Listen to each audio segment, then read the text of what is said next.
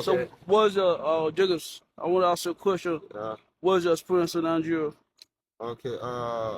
My experience in Nigeria is kind of like, I won't lie, it's a critical experience right from my childhood, but because I was born in Belgium, brought here at the age of 3, kind of like a premature issue when I was premature.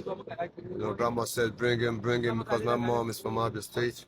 So I had to calm down with her without my father's notice, and then they brought me straight down to Nigeria here, you know. And since the time I've been in Nigeria, I came into a polygamous family, you know. It's really kind of like crazy on it every time that, you're like trying to live a life that is yours and then someone bringing you down, it's crazy on it. Family, first of all, when I told them I'm a rapper, they're like, whoa, you can't be a rapper, go be a lawyer, this and that, this and this, But that's what I love, I'm a rapper. But talking about the crazy experience I've had most in Nigeria, I'll talk about the forces in Nigeria. That is why I will lead this to the president of Nigeria, Tinubu Ahmed, because I sought for a job as a security personnel, and I went to look for something to earn a living per month.